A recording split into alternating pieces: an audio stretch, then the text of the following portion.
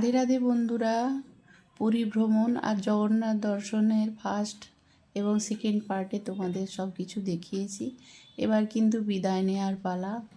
আজ আমরা ফিরবো পুরী থেকে।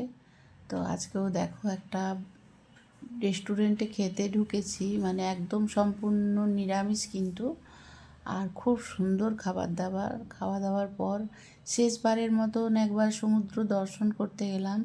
দেখো এখানে কেউ একজন রামজির নাম বালিতে লিখেছে, তো দেখলাম বারবার কিন্তু সমুদ্র ঢেউ আসছে, কিন্তু ওই রাম নাম লেখার থেকে ফিরে ফিরে যাচ্ছে।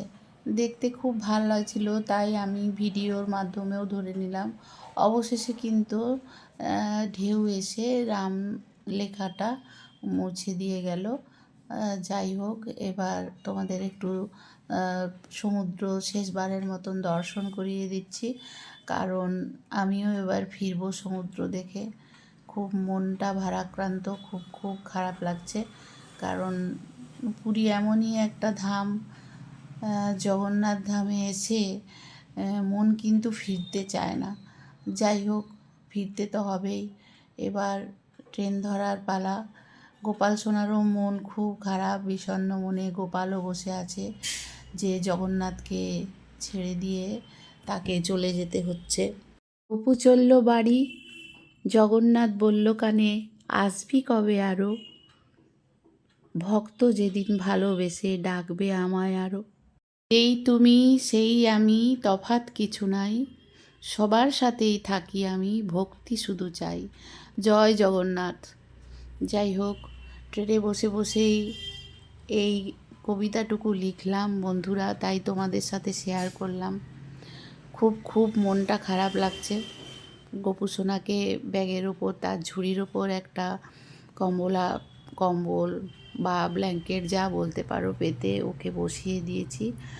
বসে বসে যাচ্ছে অনেকটাই পথ, তাই জল খাবার শুকনো সবই সাথে নিয়েছি গোপাল সোনাকে খাওয়াবো বলে।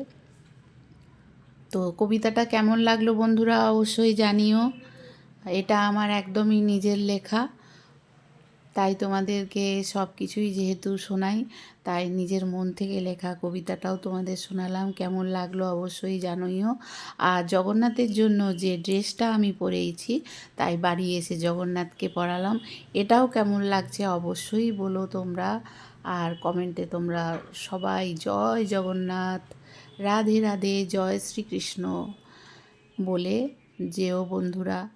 আজ অনেক মনে কষ্ট নিয়ে গোপাল সোনাকে সাজিয়ে গুজিয়ে বাড়িতে বসিয়েছি, আর জগন্নাথকেও ড্রেস পরিয়ে দিয়েছি। তো কেমন লাগলো রিমস ক্রিয়েশনের পাশে অবশ্যই তোমরা জানিও, পাশে থেকো বন্ধুরা।